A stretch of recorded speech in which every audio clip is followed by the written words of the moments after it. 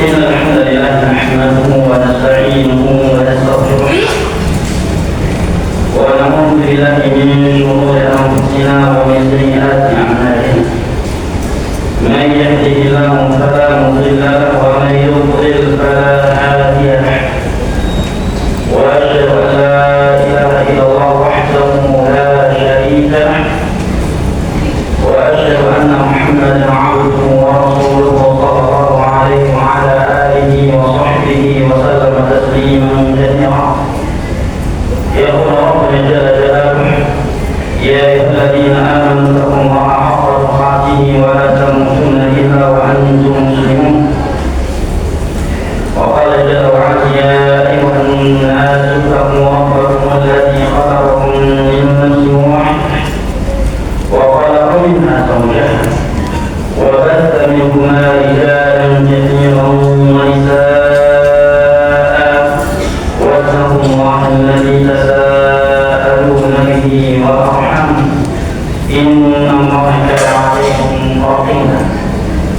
وقال جل وعلا: يا أيها الذين آمنوا اتقوا الله وقولوا قولا سديدا يصلح لكم أعمالكم ويغفر لكم ذنوبكم ومن يطع الله ورسوله فقد فاز فوزا عظيما. أما بعد فإن أصدق الحديث كلام الله وخير الهدي هدي محمد صلى الله عليه وسلم وشر الأمور محدثاتها فإن كل محدثة بدعة وكل بدعة ضلالة وكل ضلالة في النار.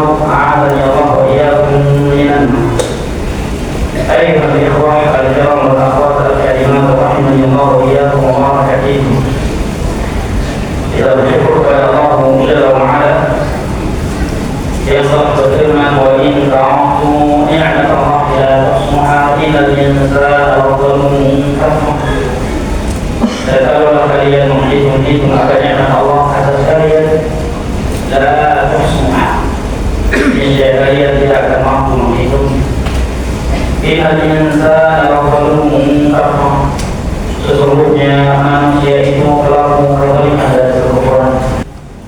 Wa in ta'uddu ni'matallahi la tuhsuha innal insana lazalumun kafur. Dan kalau kalian menghitung akan nikmat Allah atas kalian, la tuhsuha, niscaya kalian tidak akan mampu menghitungnya. Maka jamaah dimuliakan Allah, sesungguhnya kita semua tidak berkurang nikmat dari Allah Subhanahu wa Ta'ala. Yang kurang pada diri kita bukanlah nikmat, melainkan syukur kita kepada Allah Subhanahu wa Ta'ala dan terlalu banyak kufurnya kita kepadanya.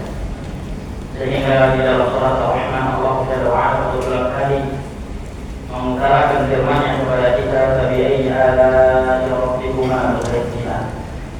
Nikmat Rabb mana lagi yang hendak engkau dustakan wahai manusia dan jin. Wa in ta'uddu ni'matallahi la tuhsuha. Karena seandainya kalian menghitung nikmat Allah, kalian tidak akan mampu menghitung. Innal insana lazalumun kafur. Sesungguhnya manusia itu pelaku kezaliman dan kekufuran. Dan tentunya bagi seorang muslim dan muslimah, nikmat yang paling berharga, yang paling mahal, yang lebih baik daripada dunia beserta isinya adalah nikmat akhirat. Nabi sallallahu alaihi wasallam di dalam sebuah hadis yang datang secara marfu dan sanad yang sahih, namun datang secara mauquf dari beberapa sahabat Nabi sallallahu alaihi wasallam sebagai ucapan mereka dengan sanad yang sahih. Mereka mengatakan: "Inna Allah yu'ti dunya man yuhibbu wa man la yuhibbu. Wala yu'ti din illa man yuhibbu." Nikmat dunia itu akan Allah berikan kepada hamba yang Dia cintai dan kepada hamba yang tidak Dia cintai sekalipun. Maka dunia bukanlah perkara cintanya Allah Subhanahu wa Ta'ala kepada hamba. Maka di dalam sebuah hadis diriwayatkan oleh Imam Al-Tirmidzi dengan sanad yang dihasankan oleh Syekh Al-Albani dari Sa'ad bin Sa'ad As-Sa'idi radhiyallahu anhu, Nabi sallallahu alaihi wasallam bersabda: "Law kana di dunya tazinu 'inda Allah janaha ba'udatin lama saqa minha al-kafir syukratan." Seandainya dunia beserta isinya ini memiliki nilai satu sayap dari seekor nyamuk di sisi Allah, niscaya Allah tidak akan memberikan sesuatu air minum pun kepada orang lain.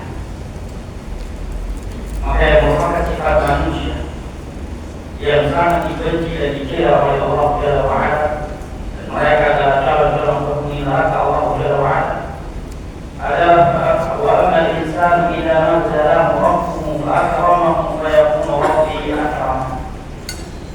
Bagi mereka ketika Allah Jalla wa'ala puji dengan harta, kekayaan, kesehatan, kelapangan, maka dia mengatakan Allah benar-benar sedang cinta kepada Allah, sedang memuliakan. Jarang di antara mereka yang mengatakan jangan-jangan ini istidraj dari Allah. Jarang di antara mereka yang mengatakan seperti yang dikatakan oleh Nabi Sulaiman alaihi salam tatkala Allah Jalla wa'ala memberikan kepadanya kerajaan yang tidak diberikan kepada nabi-nabi yang lain, di mana para syayatin rajin untuk kepada beliau dan ucapan-ucapan semuntahkan bahasa hewan beliau dapat memahami. Maka beliau mengatakan ada min fadli rabbi yarzuqani ashkur an ini adalah ujian dari Rabbku kepada beliau menjadi nabi dan rasul, kemudian dapatkan kerajaan, dapatkan kekayaan, dan beliau seorang nabi dan rasul. Di puncak ketaatan tidak ada yang ditaat kepada Allah di masa itu setelah beliau. Maka beliau mengatakan ini adalah ujian dari Allah kepada Allah, ingin melihat apakah aku semakin bersyukur, semakin dekat, semakin taat kepadanya dengan kerajaan, dengan dunia yang dia berikan ini kepada, atau aku justru semakin kufur pada ini yang keluar dari mulutnya Nabi Sulaiman alaihi. Berbeda dengan Allah, ketika Allah Jalla wa'ala memberikan kepadanya kekayaan yang berlimpah-limpah, akan Allah menggambarkan di dalam surat Al-Qasas betapa banyaknya hal yang dia miliki dengan firman-Nya, wa inna mafatihahum la tanu'u bi usbati ulil quwwah idh qala lahum qawmuhum la tafrahu inna Allaha la yuhibbul farihin. Wa inna mafatihah, kunci-kunci gudang yang menyimpan hartanya berupa dari emas atau perak hanya mampu diangkat oleh al-usbah. Sebagian ulama tafsir mengatakan al-usbah itu adalah 9 orang berkuat di bumi tadi. Ada juga yang mengatakan al-usbah itu adalah 40 orang terkuat di atas bumi sana. Ini baru kunci gudang kekayaan yang terbuat dari emas atau perak. Maka dia mengatakan kepada kaumnya, ini nama uji itu ada ilmu ini aku dapatkan karena ilmu pengetahuan yang aku miliki. Bahasa ini adalah bahasa yang keluar dari kaum dan orang-orang yang tidak mengenal keagungan Allah Jalla wa'ala, dan tidak ada tauhid di dalam. Dan ini kita sayangkan dari mulut sebagai motivator yang disebut dengan manajer personal branding atau hanya sekitar dengan.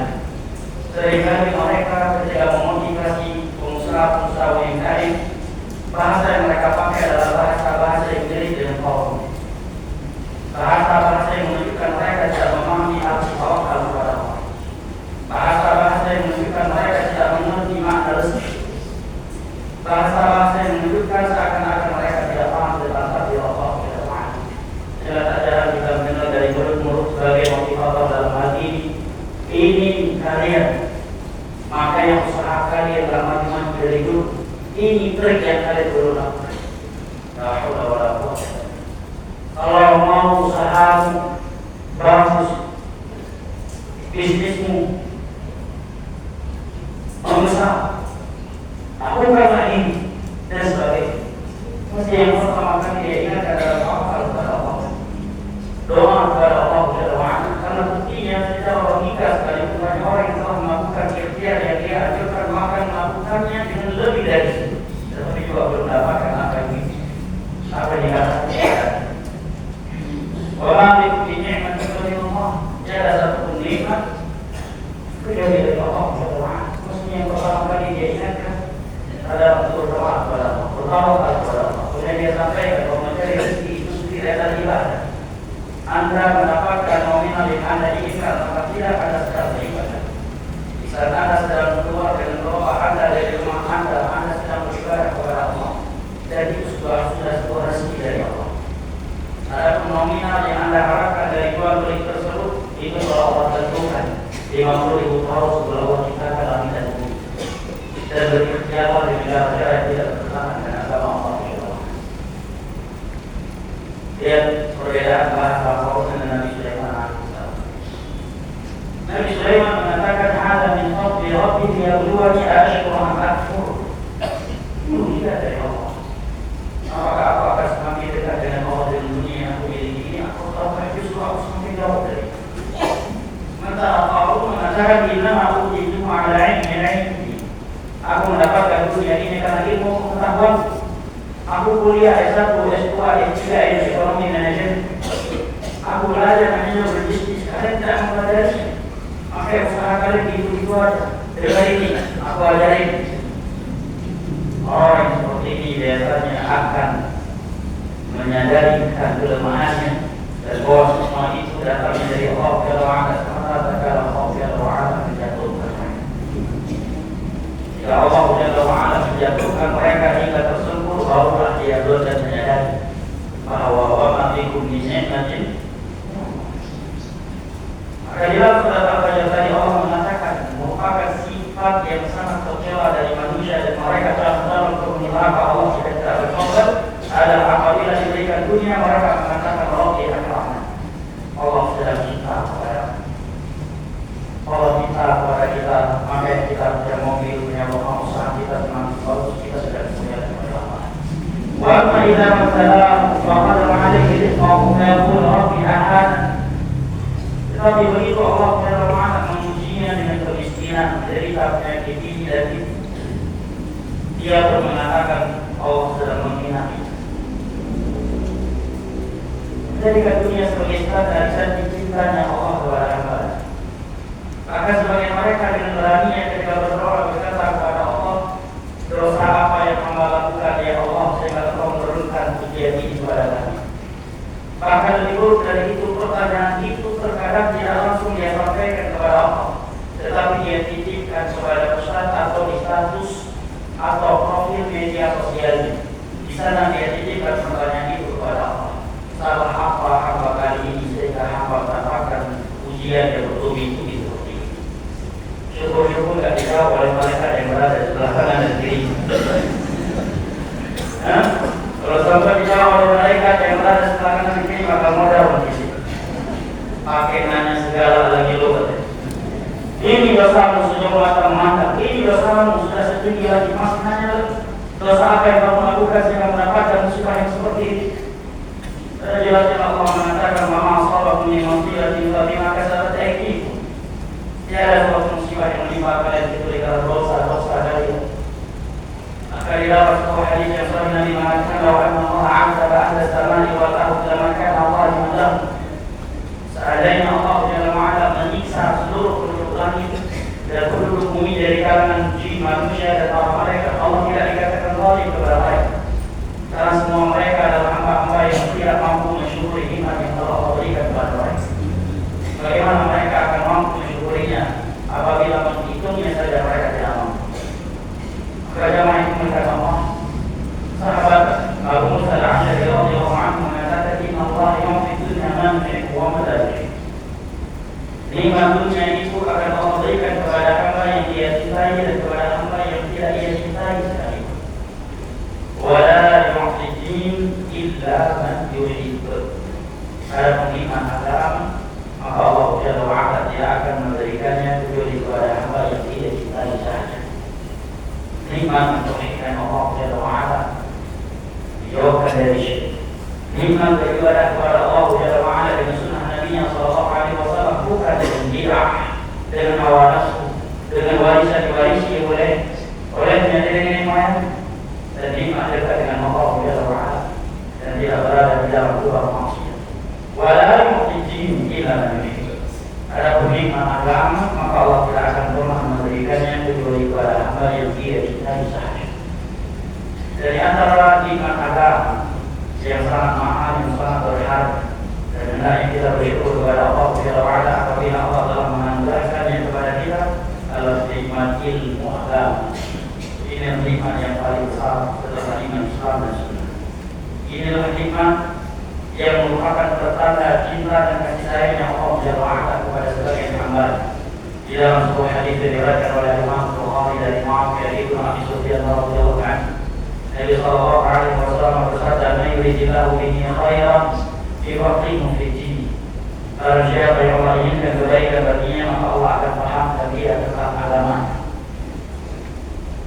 Dengan nikmat inilah Allah Jalla wa'ala akan memudahkan jalan menuju syurga yang begitu panjang, yang begitu berat, yang begitu banyak rintangannya kepada hamba-hamba. Di dalam hadis diriwayatkan oleh Imam Muslim dari Abu Hurairah radhiyallahu anhu, Nabi sallallahu alaihi wasallam bersabda, "Wa man salaka tariqan yaltamisu fihi 'ilman, sahalallahu lahu bihi tariqan ila jannah."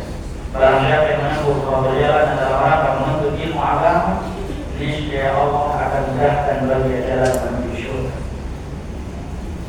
Dan sungguh tiada tempat yang lebih memberikan ketenangan dan ketentraman untuk hati jiwa kita yang sedang gelisah atau sempit karena hidup pikirnya selain daripada majelis ilmu agama yang dilaksanakan di dalam rumah Allah Jalla wa'ala.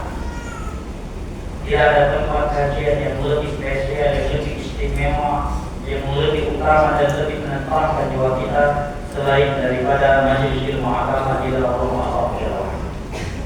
Di dalam hadis yang diriwayatkan oleh Imam Muslim juga dari Abu Hurairah radhiyallahu anhu, Nabi sallallahu alaihi wasallam bersabda, "Wa man jama'a qaumun fi baitin min buyutillah yatluna kitaballah wa yatadarasunahu fima bainahum illa nazalat 'alaihim sakinah wa ghashiyatuhum rahmah wa hafathumul malaikah wa dzakarahumullah fi man 'indah."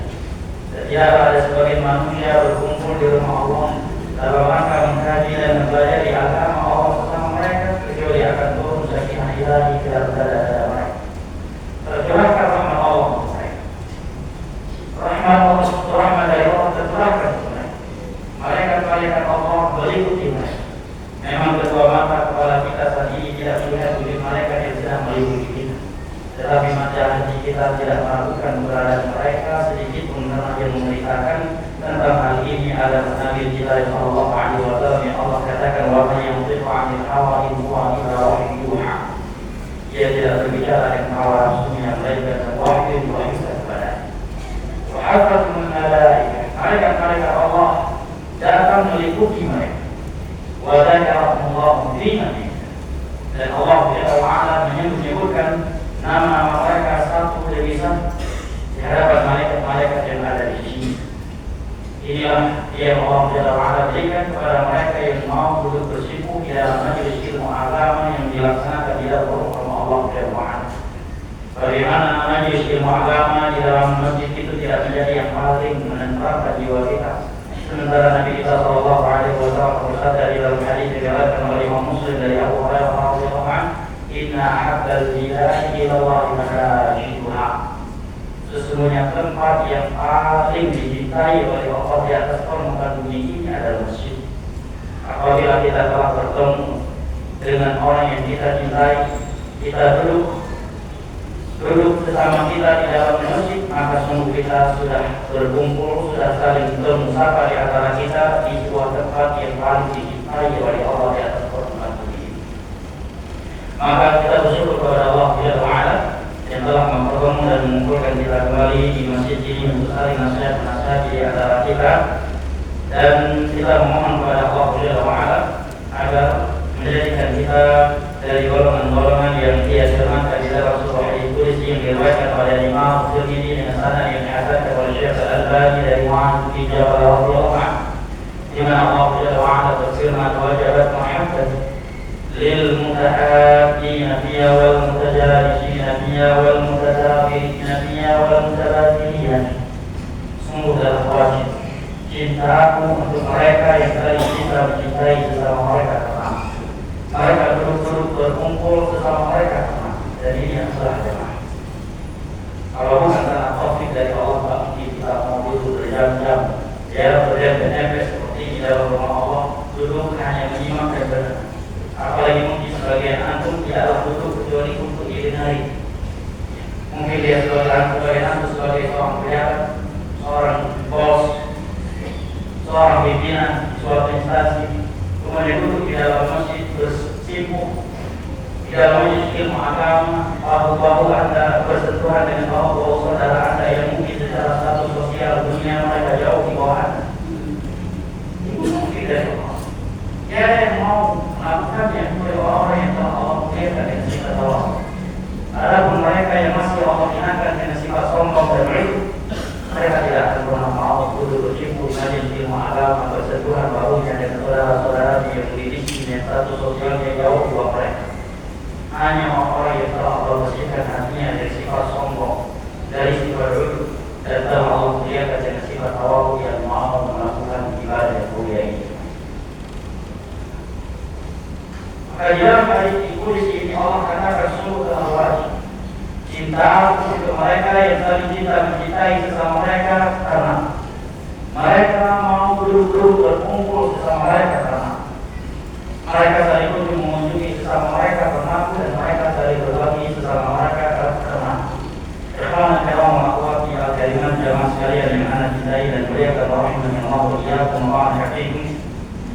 Sebagaimana yang kita kepada anak pada kajian kami saat ini untuk mengangkat tema yang berjudul berlomba-lomba menuju syurga Allah Jalla wa'ala. Ikhwan jamaah wa akhwati al-karimat rahimahnya Allah wa iyyakum wa hakim. Maka untuk membahas atau berbicara terkait judul ini dan hal yang berkaitan dengannya, maka Anda menyampaikan beberapa poin berikut ini terkait pembahasan ini. Yang pertama, hendaknya kita selalu ingat, sadar, dan tidak lupa atau tidak pura-pura lupa. Ini yang rasakan ini untuk diri anda sendiri pertama kali dan jamaah sekalian. Sebenarnya seringnya kita tidak lupa, tapi justru seringnya kita pura-pura lupa. Allah tidak tahu kita ini sedang berpura-pura. Hendaknya kita selalu ingat, selalu sadar, tidak lupa dan tidak pura-pura lupa bahwa Allah menciptakan kita ke dunia ini hanya untuk beribadah kepada, untuk beribadah hanya kepada. Allah tidak menciptakan kita ke dunia yang semua lagi menipu ini hanya untuk mengejar nilai-nilai dunia belaka, hanya untuk hal yang sia-sia semata. Allah Jalla wa'ala berfirman di dalam surat Al-Mu'minun, "Afahasibatum annama khalaqnakum 'abatan wa annakum ilaina la turja'un." Apakah kalian mengira bahwa kami tidak menciptakan kalian kecuali hanya untuk hal yang sia-sia, hanya sekedar nikah, punya anak, bekerja, kemudian dapat uang, dapat gaji, hanya untuk bangun dari tidur, kemudian tidur kembali, kemudian bekerja dan mengejar karir semata. Wa annakum ilaina la turja'un. Dan apakah kalian mengira bahwa kalian setelah mati nanti tidak akan kembali kepada kami untuk mendapatkan balasan dari kami atas apa yang telah kalian perbuat di dunia ini, dibalas dengan azab atau dengan nikmat di alam barzakh dan di akhirat. Jemaah dimuliakan Allah, ini pertanyaan datangnya bukan dari seorang ustaz kepada kita. Ini pertanyaan juga bukan dari seorang syekh. Ini pertanyaan dari Sang Pencipta kita. Ini pertanyaan datang dari Rabbul Alamin yang telah menciptakan kita, yang nikmatnya tidak pernah putus untuk kita, pemilik dunia dan akhirat. Dialah yang melemparkan pertanyaan ini kepada kita.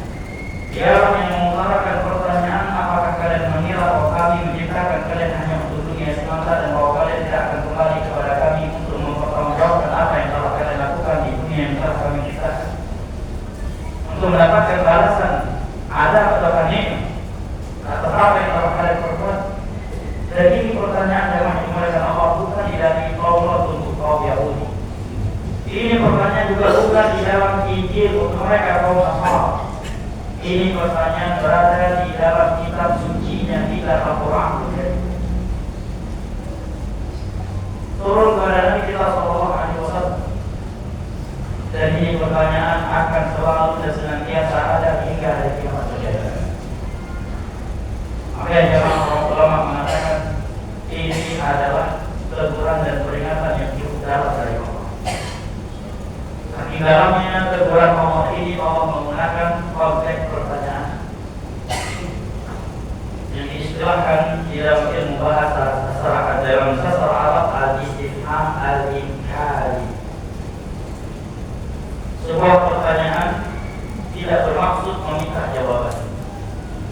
sebuah pertanyaan yang tujuannya adalah pengingatan. Allah tidak butuh jawaban dari kita untuk pertanyaan ini karena Allah Maha Tahu. Di dalam bahasa Arab itu terkadang seseorang melarang orang lain bukan dengan menggunakan fi'il mudhari yang dimasuki oleh la'an nahiyah, bukan dengan kata kerja larang, tetapi terkadang mereka melarang dengan menggunakan al-istifham dengan konteks pertanyaan dan di dalam maknanya dan lebih mengena bagi mereka yang berakal. Dan ini seringkali Allah lakukan di dalam Al-Quran dan juga di dalam hadis Nabi Sallallahu Alaihi Wasallam melalui lisan Nabi. Larangan-larangan yang datang dari Allah dengan konteks pertanyaan, al-istifham, al-inkar. Maka makna ayat ini adalah janganlah kalian mengira kalian akan diciptakan ke dunia ini hanya khusus, dan jangan sekali-kali kalian mengira bahwa kalian akan kembali kepada kami untuk mendapatkan balasan dengan adab atau kenikmatan atas apa yang kalian perbuat. Ini maksudnya, tetapi Allah menggunakan metode pertanyaan. Allah tidak berkata jangan mengira, tetapi Allah mengatakan apa ngasih untuk apakah kalian mengira. Dan di dalam bahasa Arab larangan dengan konteks istifham al-inkari, pertanyaan itu di dalam mana. Bagi mereka yang berakal lebih malu dengan larangan dengan konteks pertanyaan daripada larangan dengan menggunakan kata kerja perintah atau kata kerja larangan. Maknanya lebih dalam dan lebih mengena ya. Dan ini yang Allah pakai di dalam ayat. Karena memang itu buktinya. Berapa banyak orang yang mengaku Muslim hari ini, dia mengucapkan bahwa syahadat, dia mengakui sebagai umat Nabi Muhammad SAW, tetapi pola pikir dan gaya hidupnya di dunia ini, gaya hidup dan tingkah lakunya sehari-hari mengesankan seakan-akan dia diciptakan hanya untuk dunia. Gaya hidup dan tingkah lakunya sehari-hari mengesankan seakan-akan dia diciptakan hanya untuk mengejar karir, mengejar jabatan. Gaya hidup dan pola pikir serta tingkah lakunya sehari-hari mengesankan seakan-akan dia tidak percaya adanya alam barzakh. Mengesankan seakan-akan dia tidak percaya adanya hari kiamat, adanya hari pembalasan. Tingkah laku sehari-harinya mengesankan seakan-akan dia tidak beriman kepada surga dan neraka. Tapi secara tersurat dia beriman kepada rukun Islam yang 5 rukun iman yang benar. Tapi di waktu yang sama justru tingkah lakunya mengesankan seolah-olah dia tidak percaya adanya kematian, adanya alam barzakh, adanya hari kiamat, adanya pada mahsyar, adanya hisab, mizan, nashr suhuf, as-sirat, al-qantarah, al-a'raf, dan mengesankan seolah-olah dia tidak percaya adanya surga dan neraka. Karena pola pikir, tingkah laku dan gaya hidupnya hanya untuk dunia, dari dunia ke dunia, dari dunia ke dunia. Dan dunia adalah tujuan utamanya. Bahkan dia rela mengorbankan agamanya, bahkan rela melakukan pembatal-pembatal Islam sekaligus demi dunia yang ingin dia raih. Dia tidak peduli apakah perbuatannya itu membatalkan Islamnya atau tidak. Bagaimana tidak peduli apakah perbuatannya itu akan mengekalkan dia ke dalam neraka Allah atau tidak. Bahkan mereka tidak peduli akidahnya itu telah terkorbankan atau belum.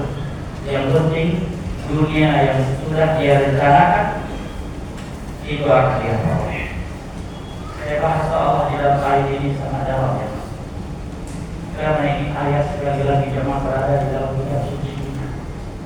Ini ayat bukan di dalam Taurat dan kaum Yahudi yang dikenal selalu membangkang kepada Allah. Ini ayat bukan di dalam Injil untuk mereka pengusaha. Ini ayat berada di dalam kitab suci kita Al-Quran. Ini pertanyaan dari Allah kepada kita. Memang ada orang-orang yang seperti yang disebutkan di atas. Memang secara lisan dia mengatakan saya Muslim, saya mukmin, dia mengucapkan bahwa syahadat. Secara tersurat mulutnya mengatakan aku beriman adanya surga, adanya alam barzakh, adanya hari kiamat dan seterusnya. Tetapi gaya hidupnya sehari-hari justru mengesankan seakan-akan dia tidak percaya kepada jika ada semenjak bangun dari tidurnya hingga tidur kembali, yang dia pikirkan adalah dunia dan bagaimana melampiaskan orang. Dia tidak peduli hari ini perintah Allah dan Rasulnya mana yang belum dia laksanakan, dan larangan Allah dan Rasulnya mana yang telah dia langgar, dia peduli. Yang dia pedulikan dari semenjak bangun dari tidurnya hingga tidur kembali adalah berapa nominal dunia yang telah dia raih, bagaimana nasib dunia dia, bagaimana jabatan dia berikutnya, bagaimana karir dia ke depan. Dia tidak pernah berpikir bagaimana seandainya malaikat maut datang saat ini, akankah aku mati husnul khatimah ataukah aku dalam keadaan su'ul khatimah. Berapa maksiat yang telah aku lakukan hari ini dan aku belum bertobat darinya. Tidak terbesit sedikit pun di dalam hatinya ketika dia bangun dari tidur. Apa saja perintah Allah dan Rasulnya hari ini yang harus saya kerjakan hingga aku tidur kembali. Tapi yang terbesit dan hadir di hatinya hanyalah perkara ini. Bahkan ketika dia mau tidur, maka yang pertama kali dia susun dari rencananya yang akan dia jalankan setelah bangun dari tidurnya adalah dunia. Kemudian begitu bangun, yang dia susun juga perkara dunia. Kemudian ketika tidur kembali, yang dia rencanakan lagi juga perkara dunia lagi yang akan dia lakukan setelah tidur. Tidak pernah dia berpikir sebelum tidurnya hal apa saja yang harus saya lakukan seandainya malaikat maut datang dan aku sudah tidur, aku mati dalam keadaan husnul khatimah. Tidak pernah dia berpikir ketika dia bangun dari tidurnya hal-hal apa saja yang harus saya lakukan hari ini hingga aku tidur kembali, sehingga seandainya malaikat maut datang mencabut nyawaku, aku mati dalam keadaan husnul khatimah. Aku mati sedang menghadap kepada Allah, aku mati dalam keadaan mengingat Allah, dan aku mati dalam keadaan tidak dimurkai oleh Allah. Jangan dimulakan Allah, ayat ini luar biasa dalam ini teguran yang luar biasa dari Allah Jalla wa'ala kepada kita. Dengan di antara kita ada yang tidak merasa disindir dengan ayat. Sungguh hati kita telah sangat keras apabila kita tidak baper dengan pertanyaan yang datang dari Sang Pencipta kita yang satu ini. Kama hasibtum annama khalaqnakum 'abathan wa annakum ilaina la turja'un.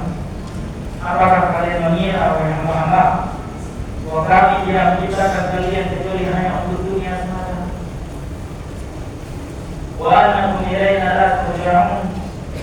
Apakah kalian mengira bahwa kalian tidak akan kembali kepada kami untuk mempertanggungjawabkan apa yang telah kalian perbuat, apa yang telah kalian lakukan?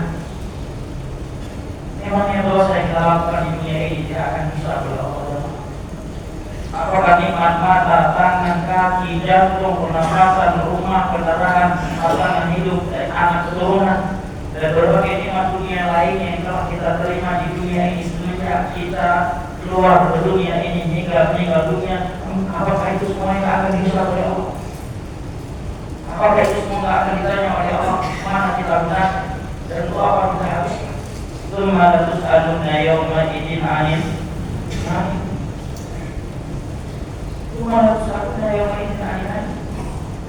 Nabi sallallahu alaihi wasallam bersabda di dalam hadis yang diriwayatkan oleh Imam Bukhari, "Ma'akum min ahadin illa sayukallimuhu rabb, laisa bainahu wa bainahu turjuman.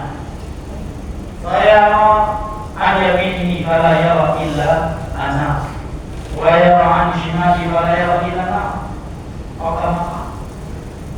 Setiap kalian akan menghadap kepada Allah seorang diri. Allah akan mengaudit seluruh nikmat yang telah Ia berikan kepadanya. Allah akan mengajak dia bicara tanpa ada penerjemah. Bayangkan kalau kita dipanggil seorang diri menghadap kepada seorang raja yang paling berkuasa di dunia ini. Sudah dijadwalkan jadwal Anda menghadap seorang diri kepada raja besok pagi. Kira-kira bisa tidur nggak malam ini? Kalau nggak langsung bisa jatuh itu. Kalau nggak langsung kena suruh. Kalau nggak langsung kena mah, kalau nggak langsung kena asam lambung, nggak bisa tidur kita. Kira-kira apa yang akan dia tanyakan besok? Kira-kira apa jawaban yang bisa saya berikan kepadanya? Kita ini seringkali peduli dengan berita dari manusia, begitu datang berita dari badan-badan tertentu yang memperkirakan cuaca di Indonesia sangat buruk pada tanggal ini, bulan ini, diperkirakan akan terjadi tsunami, mega cepat dan sebagainya, kita langsung gelisah, langsung melakukan persiapan. Ini belanja beras sebanyak-banyaknya, yang satu lagi belanja makanan yang lain sebanyak-banyak. Padahal sudah ada sebuah berita yang lebih dahsyat dari itu, lebih dari 1400 tahun yang lalu dan datangnya langsung dari Sang Pencipta. Dan kita seolah-olah tidak pernah mendengar berita itu. Dan seolah-olah kita tidak percaya tentang berita itu. Padahal lebih dahsyat dari itu. Dan telah datang lebih dari 1400 tahun yang lalu, itu tentang kematian dan perjalanan kita setelah kematian yang Allah berikan di dalam banyak ayat-ayat Al-Quran. Kasih itu berita seolah-olah belum pernah kita dengar. Sudah lebih dari 1.500 tahun yang lalu, atau lebih dari 1.400 tahun yang lalu, Allah menyampaikan sebuah berita, aina ma takunu yudrikumul maut walau kuntum fi burujin musyayyadah. Dimanapun kalian berada bersembunyi, maka kematian akan mendapati kalian meskipun kalian sedang bersembunyi di dalam benteng-benteng yang sangat kokoh. Ini berita sudah ada di dunia ini semenjak lebih dari 1.400 tahun yang lalu. Siapa yang percaya terhadap berita yang satu ini hari ini? Siapa yang pernah gelisah, bahkan tidak bisa tidur di malam hari karena berita yang satu ini yang dia? Berapa banyak manusia yang telah membaca berita ini seolah-olah dia tidak pernah membaca, seolah-olah dia tidak percaya dengan berita yang satu ini. Padahal ini berita telah membuat para nabi dan para sahabatnya saat ini tidak bisa tidur nyenyak dan ingin cepat-cepat pergi meninggalkan dunia. Ini berita berulang kali kita baca di dalam Al-Quran, tapi kita melewatinya begitu saja seakan-akan ini bukan sebuah berita yang pasti. Tapi begitu ada berita di media sosial diperkirakan akan terjadi gempa yang amat dahsyat yang disertai oleh tsunami dan sebagainya, kita langsung gelisah, tidak bisa tidur nyenyak, langsung bernazar ini dan itu. Tapi berita yang satu ini kita baca dan kita melewatinya begitu saja, seolah-olah itu bukan berita yang pasti terjadi, bukan berita yang datang dari Maha Justru. Seolah-olah itu berita masih ada tawar-menawar. Seakan-akan tentang kejadian tersebut kita selalu lari dari itu. Qul inna mauta alladhi tafirruna minhu fa innahu mulaqikum. Ini berita sudah ada lebih dari 1.400 tahun yang lalu. Sesungguhnya kematian yang kalian berusaha lari darinya akan mendatanginya. Kemudian setelah itu kalian akan kembali kepada Allah yang Maha tahu terhadap perkara baik dan yang terlihat. Kemudian dia akan memberitahukan kepada kalian akan balasan yang dia berikan atas apa yang telah kalian berbuat di dunia. Siapa yang percaya tentang berita yang satu ini hari ini? Tidak ada yang percaya prinsip terkecil dari kalangan kaum ini. Seolah-olah ini berita tidak pasti, seolah-olah ini berita masih 50-50 akan kejadian. Tapi dia tadi begitu bergerak oleh beberapa badan tertentu bahwa cuaca akan begini, akan terjadi tsunami, diperkirakan akan terjadi gempa. Semua orang menyerbu supermarket dan pusat-pusat perbelanjaan, semua borong minyak, semua borong beras, semua borong ini dan itu.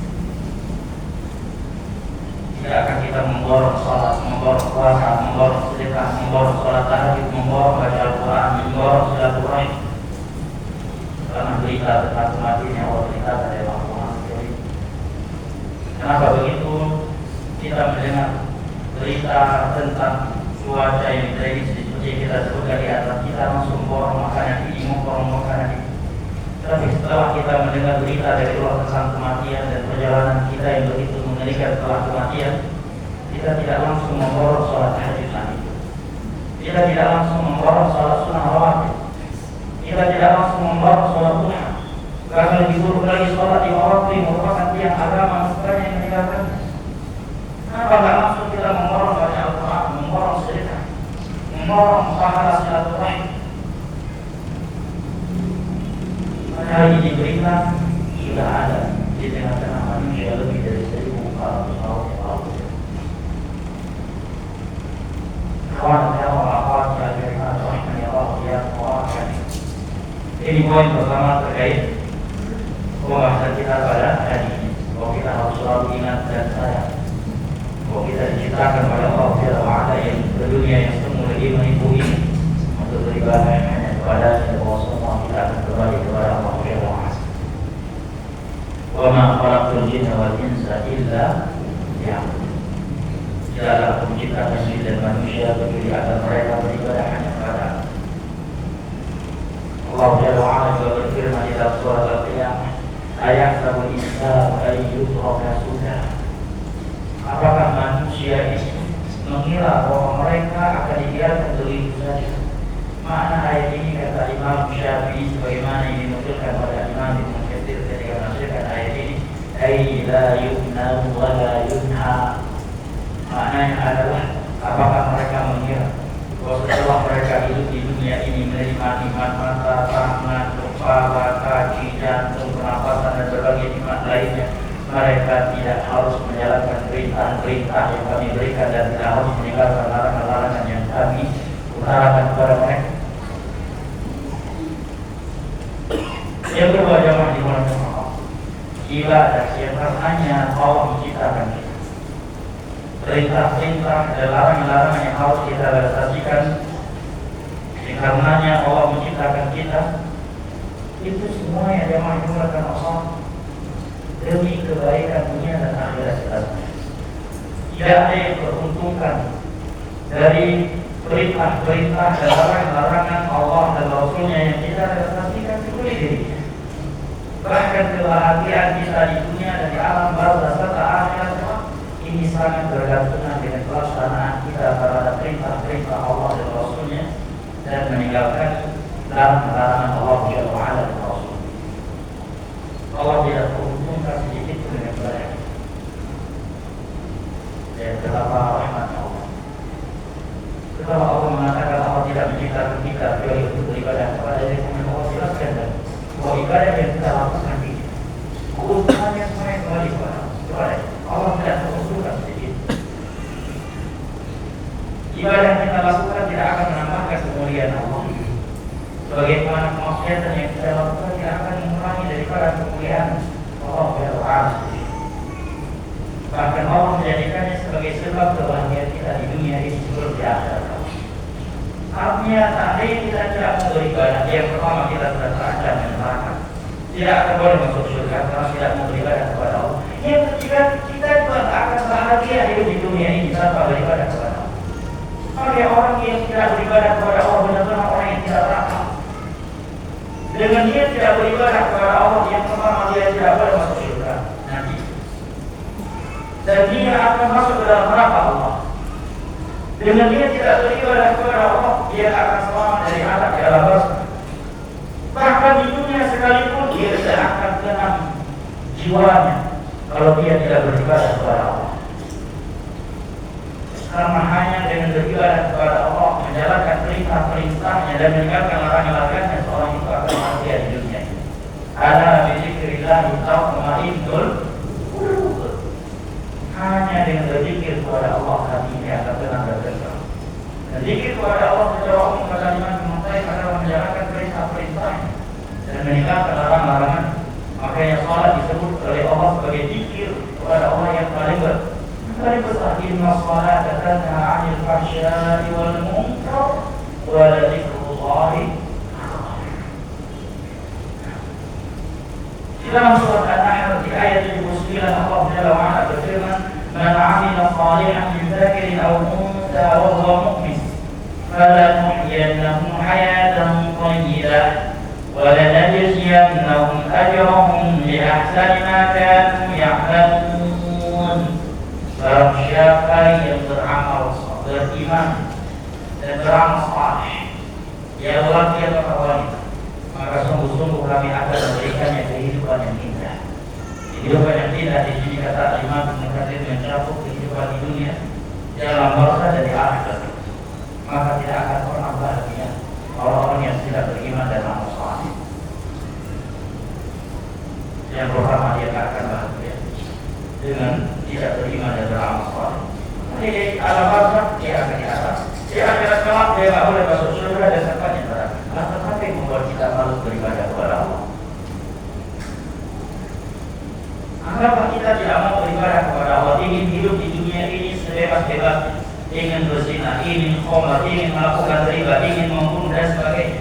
Tidak mau sholat, tidak mau puasa, tidak mau haji, tidak mau umroh, tidak mau zakat, tidak mau baca Quran, tidak mau sholat. Apakah dengan itu hidup kita akan bahagia? Juga tidak. Jangan dianggap di dunia saja tak akan bahagia. Manusia yang paling buruk hidupnya adalah manusia yang paling jauh dari Allah. Sudah merupakan ketentuan Allah. Bahkan yang paling mengerti hal itu adalah mereka yang paling jauh dari Allah. Dan paling menyadari dirinya tidak bahagia dan hatinya tidak tentram adalah mereka yang paling jauh dari Allah, yang paling banyak maksiat. Jadi Allah masukkan di dalam surah Al-Kahfi. Wasbir nafsaka ma'al ladzina yad'una rabbahum bil ghadati wal 'ashyi yuriduna wajhahu wa la ta'du 'aynaka 'anhum turidu zinatal hayatid dunya ولا تطع من أغفلنا قلبه عن ذكرنا واتبع هواه وكان أمره فرطا. Orang yang mereka mengikuti hawa nafsunya dan tidak mengingat kami itu selalu di dalam kerusakan, kehancuran, keterpurukan. Gimana setiap orang yang nggak sholat, nggak puasa, nggak haji, dia bebas berzina, minum khamar, maka sebagai mereka bebas menjadi LGBT, tidak ada aturan dalam kehidupan. Jangan antum kira mereka yang bisa membunuh sesukanya, merampok sesukanya, melakukan kezaliman sesukanya. Mereka tenang hidupnya dengan istana-istana mereka dan kekayaan mereka. Mereka sendiri menyadari dan mengetahui bahwa dirinya orang yang paling sengsara hidupnya. Dia merasa keterasingan dan ketidaknyamanan dan dia sedang di dalam istana. Tapi sebaliknya, orang yang paling buruk kondisi dunia justru hidupnya lebih bahagia dan lebih tenang daripada orang yang memiliki dunia karena iman dan amal soleh yang dia miliki. Ini ayat. Maka semua kita enggak menjalankan perintah Allah dan meninggalkan larangan. Semua kita meyakini bahwa Rahman, Allah adalah Rahman, Ar-Rahim, Al-Hakim, Al-Hakim. Karena sudah pasti dalam setiap perintah Allah itu baik untuk dunia dan akhirat. Dan sudah pasti dalam setiap apa yang Allah larang itu pasti buruk untuk dunia dan akhirat. Dan berarti membuat kita berat meninggalkannya. Mungkinkah Allah yang Ar-Rahman, Ar-Rahim, Al-Hakim, Al-Alim, wa ma'aruka bidhallah bil-alim lil-abid memerintahkan kita sesuatu yang tidak ada kebaikannya untuk dunia dan akhirat kita. Dan mungkinkah Allah yang Ar-Rahman, Ar-Rahim, Al-Hakim, Al-Alim, wa ma'aruka bidhallah bil-abid melarang kita melakukan sesuatu yang baik dan bagus untuk dunia dan akhirat kita? Mungkin berarti Allah Maha Zalim, berarti Allah bukan Ar-Rahman, bukan Ar-Rahim. Maka kata Imam Ibn Qayyim, tidak ada yang lebih membahagiakan seorang hamba selain daripada menjalankan perintah-perintah Allah dan meninggalkan larangan-larangan. Kadar kebahagiaan dia di dunia ini itu sekadar pelaksanaan dia terhadap perintah-perintah Allah dan meninggalkan larangan-larangannya. Man 'amila shalihan min dzakarin aw untha wa huwa mu'min falanahyiyannahu hayatan thayyibah. Barang siapa yang melakukan amal saleh, dia lelaki atau wanita, jadi dia memiliki iman yang benar, akidah yang lurus, sungguh-sungguh kami akan memberikan kehidupan yang indah. Sejamaah dimuliakan Allah.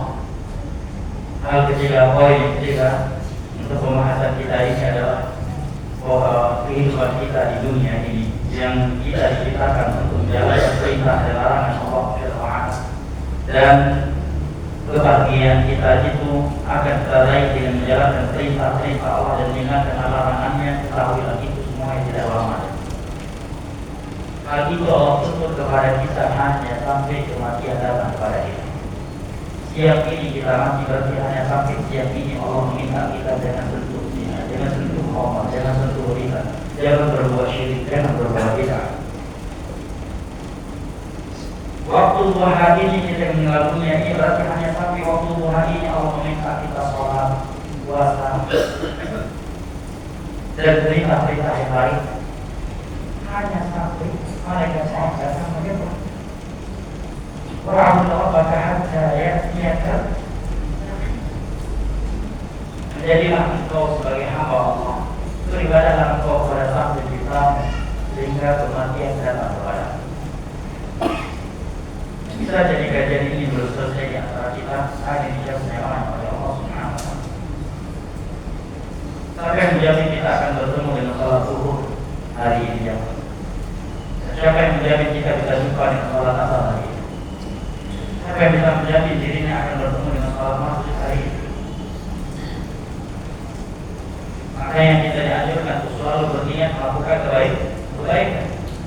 Hadirkan di dalam hati kita saat ini niat untuk melakukan salat zuhur berjamaah, sehingga seandainya Allah wafatkan kita sebelum waktu zuhur, pahala salat zuhur berjamaah telah Allah tuliskan untuk kita. Hadirkan di dalam hati kita bahwa kita akan salat asar berjamaah hari ini, sehingga seandainya malaikat mau datang mencabut nyawa kita sebelum waktu salat asar, tetapi pahala melaksanakan salat asar telah Allah tuliskan untuk kita. Inilah yang disebut dengan mati husnul khatimah. Sejauh ini mati husnul khatimah adalah seorang hamba mati dan hatinya sedang mengingat Allah berdoa. Bukanlah syarat mati husnul khatimah itu harus dalam keadaan sujud, harus dalam keadaan rukuk, harus dalam keadaan salat. Mati husnul khatimah adalah tatkala seorang hamba hatinya sedang mengingat Allah berdoa, sedang mengingat Allah. Walaupun tidak sedang di luar masjid, bahkan mungkin sedang di tengah-tengah bawahnya, bertahan menjadi langsung orang kolega. Tapi saat dia menyatu, hatinya berkata, sebentar lagi saya akan berhenti untuk sholat zuhur. Sebelum dia berhenti, malaikat mau sudah keluar datang mencabut nyawanya. Maka pahala sholat zuhur yang sudah dia rencanakan telah tertulis di sisi Allah. Di dalam hadis yang diriwayatkan oleh Imam Bukhari dan Muslim dari Abdullah bin Abbas radhiyallahu anhu, hadis qudsi Allah berfirman, "Faman amila bihasanatin falam ya'malha, kata Allah wa hasanatan hasanah." Barang siapa yang berencana melakukan sebuah kebaikan kemudian tidak terlaksanakan, maka telah Allah tuliskan satu kebaikan yang sempurna.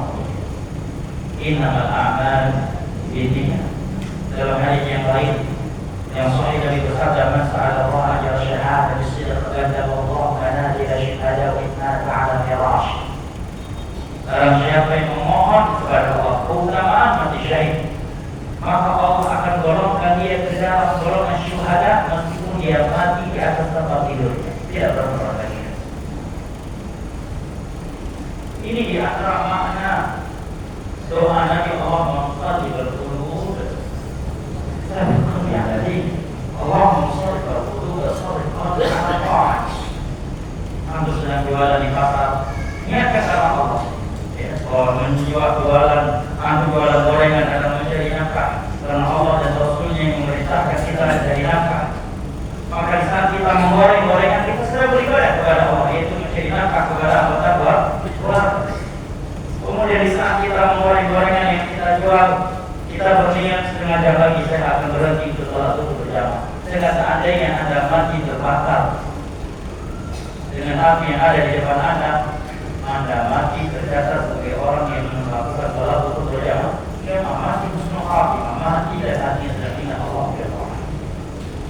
Karena Allah cuma meminta kita menjalankan perintah-perintahnya dan meninggalkan larangan-larangannya hanya sampai kematian datang kepadanya. Wa'budu rabbaka hatta ya'tiyakal yaqin. Dan beribadahlah engkau kepada Rabb sehingga kematian itu datang kepadamu. Siang ini kita mati berarti hanya sampai siang ini Allah meminta kepada kita untuk sholat. Hanya sampai siang ini Allah meminta kepada kita untuk tidak menyentuh riba, tidak menyentuh zina, tidak menyentuh homo. Hanya sampai siang ini berarti perintah dan larangan Allah larangkan kepada kita. Setelah itu Allah akan memberikan kebebasan yang sebebas-bebasnya tanpa batas. Allah akan membalas kita dengan nikmat-nikmat yang belum pernah terlihat oleh mata, terbesit oleh hati, di dalam hati dan terdengar oleh telinga. Ikhwan dan akhwat ila khairat rahimani Allah wa iyyakum wa barakallahu. Semua di antara kita saat ini sudah ada jadwal untuk didatangi oleh malaikat maut. Namun yang lebih mengerikan lagi, kita tidak tahu nomor antrian kita berapa. Atau kalau sudah memiliki nomor antrian untuk menghadap kepada seorang presiden, seorang perdana menteri atau seorang meminta pertanggungjawaban atas amanah yang ia bebankan kepada kita. Kira-kira bagaimana kondisi kita? Kalau dikatakan pada materi nanti Anda harus menghadap ke raja, Anda harus menghadap kepada ketua KPK. Yang ini masih disamakan nggak? Mulus langsung ngalaman saya. Itu baru KPK yang audit. Sudah mulus. Karena semua kita hari ini sedang ngantri untuk dicabut nyawanya oleh mereka. Anak-anak sekarang sedang ngantri.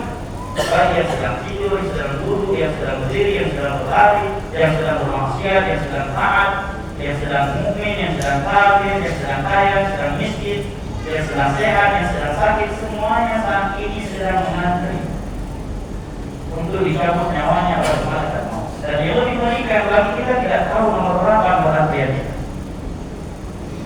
Berapa anggota antriannya? Sebelum malaikat maut mendatangi kita, apakah ada dulu? Sebelum asar kan apakah ada asar? Hari ini kan apakah ada besok? Yang jelas Allah katakan, "Aina takunu yudrikumul maut walau kuntum fi burujin musyayyadah." Dimanapun kalian berada, kematian akan mendapati kalian meskipun kalian sedang bersembunyi di dalam benteng-benteng yang sangat kokoh. Betapa banyak memang manusia itu bergelut dengan perkara-perkara yang menurut manusia itu mematikan, tetapi dia mati justru dalam kondisi yang tidak pernah diprediksi oleh dirinya dan orang lain. Berikan berkhas di balik dari ujung kakinya sampai ujung kepalanya ada bekas orang, bekas pedang, tusukan, pedang, tombak dan yang lain. Dan beliau selalu meminta kepada Allah agar mati di medan jihad. Tetapi beliau mati justru di atas tempat tidurnya. Kita seringnya ingat mati kalau sedang di dalam pesawat dan mengalami turbulensi, ya kan? Itu langsung ingat mati, betul nggak? Nah, sudah serangan jantung, ya, serangan kanker, stadium 4, baru ingat mati. Ketika take off pesawat agak sedikit goyang, itu langsung ingat neraka motor. Ya, sehingga kita lihat orang yang tadinya dengan seragam yang begitu gagah, bertantang bertenteng, begitu take off pesawat langsung membiru badannya, melumpuh badannya. Kemudian juga ketika mengalami turbulensi, kemudian ketika landing, kita beringat seakan-akan kita hanya mati kalau sedang di dalam pesawat. Kita akan mati kalau kita sedang di dalam IGD sebuah rumah sakit. Bahwa kita hanya akan mati kalau kita sedang berada di dalam sesingan peluru. Khalid bin Walid, dari ujung kakinya sampai ujung kepalanya ada bekas perang. Dan beliau selalu meminta kepada Allah agar Allah matikan, dan beliau sedang berbentuk. Tapi justru beliau mati dan beliau sedang tidur nyenyak di atas tempat beliau. Pernahkah kita berpikir ketika kita ingin meletakkan kepala kita di bantal tidur kita? Pernahkah kita berpikir bagaimana seandainya saya tidur malam ini dan tiba-tiba ketika bangun sudah mendapatkan pertanyaan Muhammad bin Abdullah, pasti terkejut. Tidak ada ini pertanyaan aku dapatkan dalam masjid Al-Azhar Malaysia. Di tengah-tengah banyak orang. Bagaimana kalau aku mendapatkannya seorang diri di Al-Azhar? Pasti akan lebih terkejut. Untuk bangun nih. Nah, kalau saya sudah tidur bangun. Ini hendaknya jemaah dimulakan Allah dalam kita hadir. Sebagaimana sebagai sahabat tadi, mereka mengatakan semenjak aku mendengar pembahasan surga dan neraka dari Nabi ini, Rasul selalu terasa marah. Setiap kali aku ingin meletakkan tubuhku, aku merasa kepanasan. Tapi nggak berani tidurnya, enak. Sedekah kita menghadirkan di dalam hati kita seandainya kita tidur kemudian bangun tiba-tiba ada muka dan akhir seperti dirinya. Pernahkah kita berpikir ketika kita ingin memasuki tempat maksiat, bagaimana seandainya di dalam tempat ini malaikat maut datang mencabut nyawa? Pernahkah kita berpikir seandainya syaitan sedang menggiring kita, ada seorang pemuda untuk berzina, Tidakkah kita berpikir seandainya malaikat maut mencabut nyawa Anda dan Anda sedang di atas tubuh seorang wanita, berzinah dengannya? Bagaimana dalam Sahih Bukhari dan Muslim dari Abdullah bin Umar, ada seorang lelaki yang tergoda dengan putri paman yang sangat cantik jelita. Lalu ketika putri pamannya ini terlilit hutang atau tertimpa kemiskinan dan kelaparan, meminjam uang kepadanya, dia pun memberikannya dengan syarat mau berzina dengannya. Karena tidak ada pilihan lain bagi wanita ini bukan alasan di sisi Allah, dia pun menyerahkan ke bumi. Maka ketika lelaki ini sudah berada di atas tubuhnya, paha sudah bersentuhan dengan paha wanita tersebut, kemudian wanita tersebut berkata, ittaqillah wa la taqul khatama illa bihaqqi. Takutlah engkau kepada Allah. Jangan sekali-kali engkau mematahkan sebuah cincin kecuali dengan cara yang benar, dengan cara yang halal. Maka ketika itu dia meninggalkan wanita tersebut beserta rumah yang telah dia berikan kepada Allah. Maka sebab itu Allah selamatkan, Allah buat dia mampu keluar dari sebuah goa yang sudah tertutup pintunya dengan batu yang jatuh menutupi pintu goa tersebut.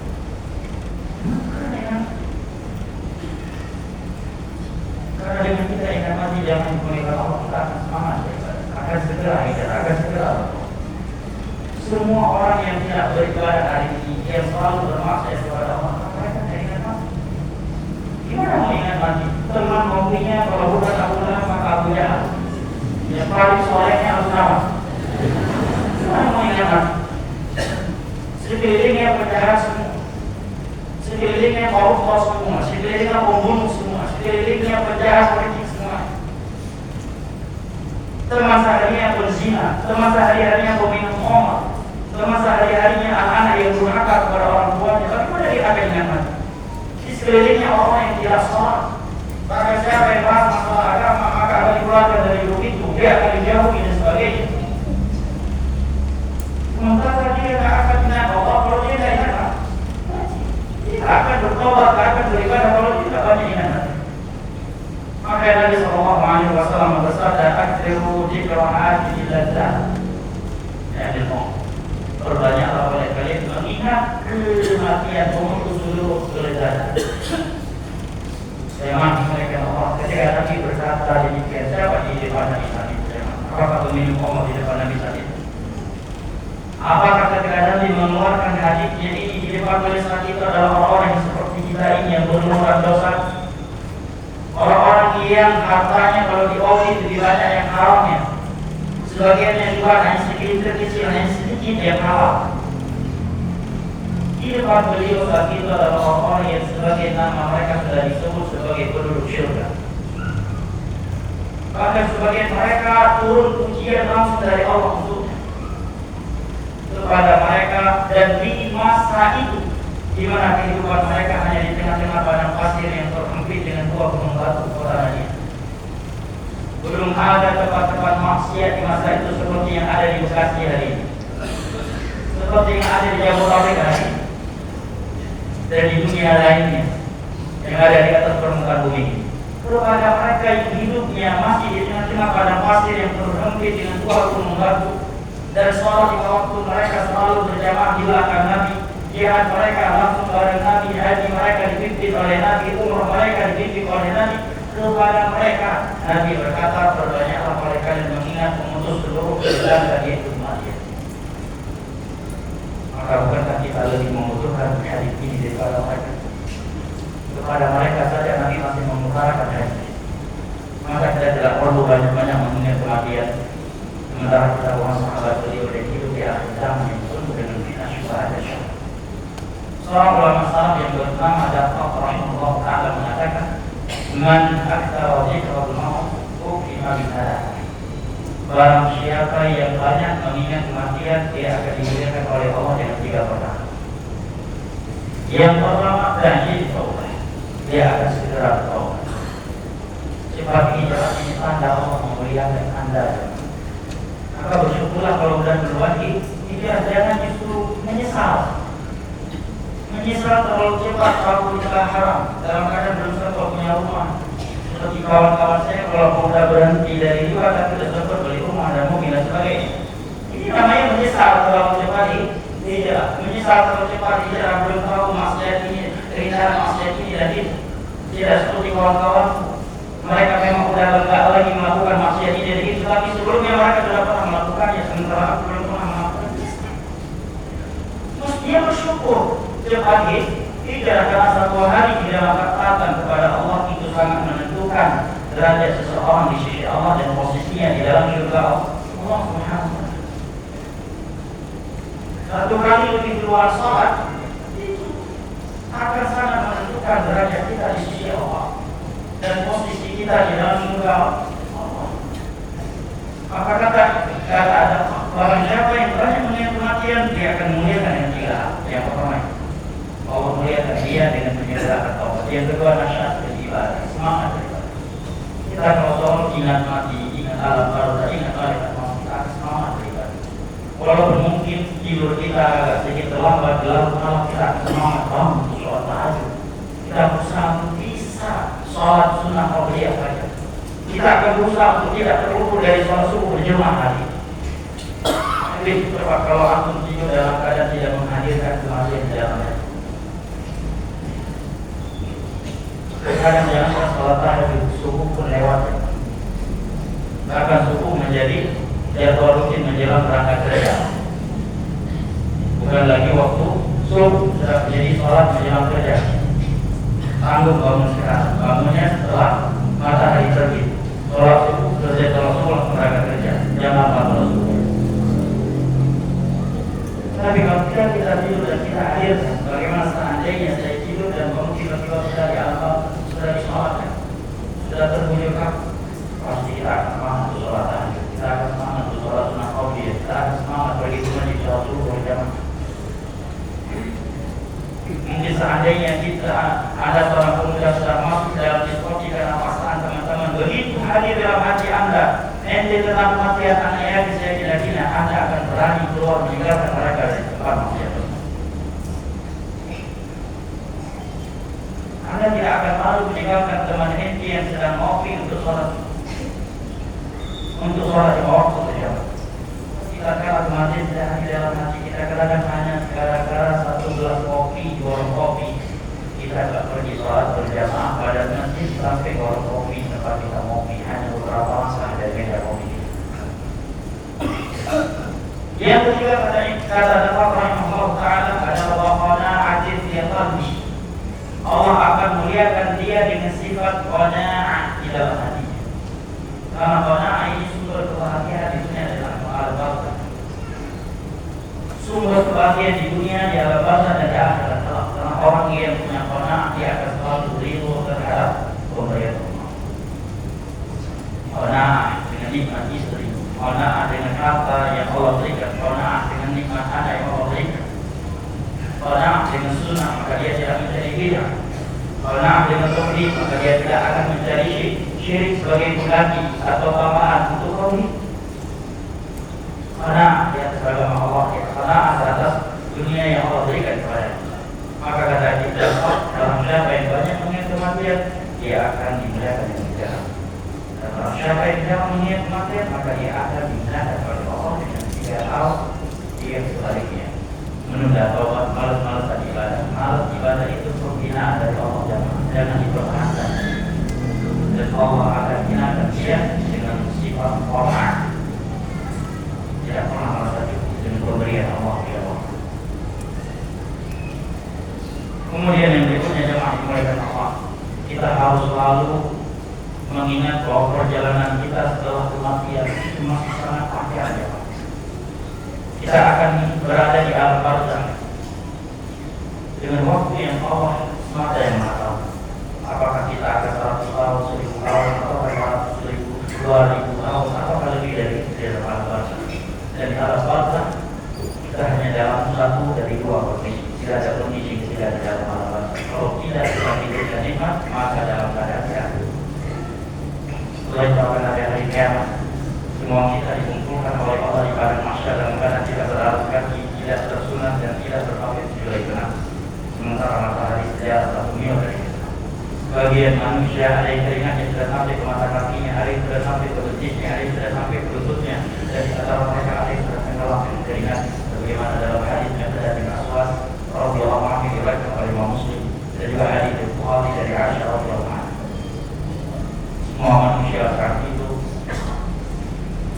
meminta kepada Nabi Adam agar dia berdoa kepada Allah juga rasa Islam mereka. Bukan karena mereka sudah siap menerima keputusan hisab, tetapi karena dahsyatnya pada masyarakat masih sampai membuat mereka meminta untuk segera ke Islam.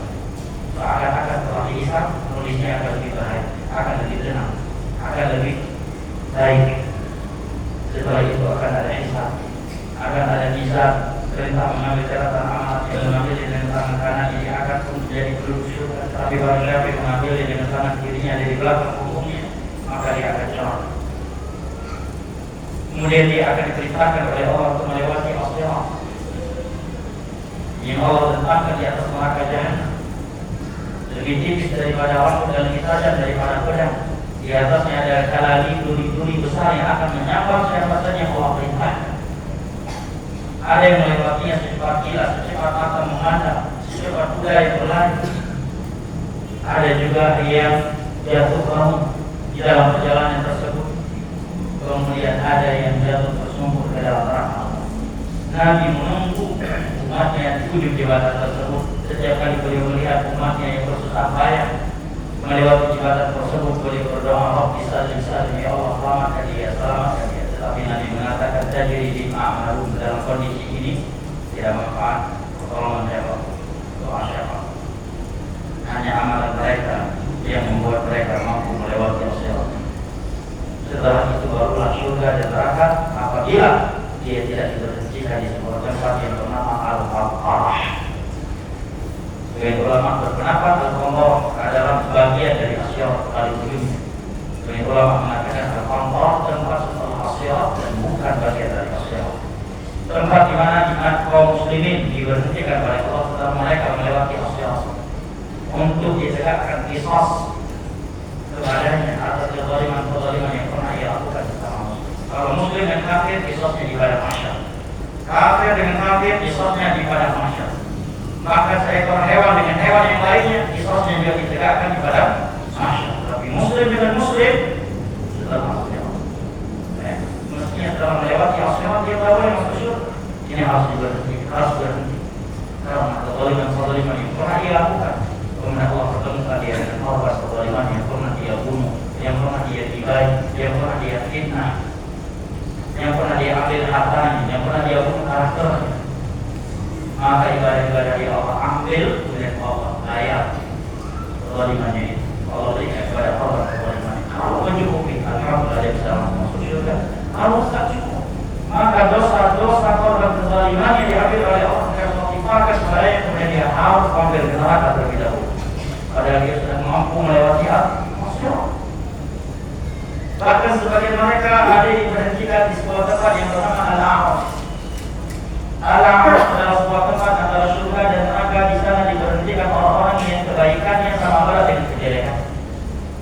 Datang sebuah riwayat dari Utsman bin Affan yang mengatakan, seandainya aku diberhentikan di sebuah tempat antara surga dan neraka dan aku belum mengetahui di manakah tempatku, kemudian diberikan pilihan kepadaku untuk menjadi debu, maka aku akan memilih menjadi debu. Bukan karena saya ingin masuk surga, tapi karena takutnya tidak akan neraka. Karena kalau debu, meskipun tidak masuk surga, juga pasti tidak masuk neraka. Makanya ada ayat di akhir surat An-Naba, wa yaqulul kafiru ya laitani kuntu turaban. Setelah itu baru masuk surga dan neraka. Yang masuk surga mereka akan kekal selama-lamanya. Yang masuk neraka ada yang kekal di dalamnya, ada yang tidak. Yang kekal adalah mereka kafir, mereka munafik, atau orang yang pernah muslim kemudian melakukan dosa-dosa pembatal Islam dan mati dia belum bertaubat dari itu. Dan ada yang masuk ke dalam neraka untuk dibersihkan dari dosa-dosa maksiat yang dia lakukan di bawah syirik dan belum diampuni oleh Allah. Kemudian setelah itu baru dimasukkan ke dalam sebuah sungai yang disebutkan sungai kehidupan. Setelah dia sudah menjadi bara api, kemudian dimasukkan ke dalam sungai tersebut, dia tumbuh kembali, kemudian setelah itu baru dimasukkan ke dalam surga. Dan jamaah yang mereka Allah, dan yang surga menjadi pilihan terbesar kita. Dan yang surga adalah sesuatu yang kita berusaha berlomba-lomba meraih. Karena dia ada tempat yang lebih indah, yang lebih sempurna, nikmat di dalamnya selain daripada surga Allah. Untuk apa kita hidup kaya, sehat, bahagia di dunia ini, kalau di akhirat nanti kita akan masuk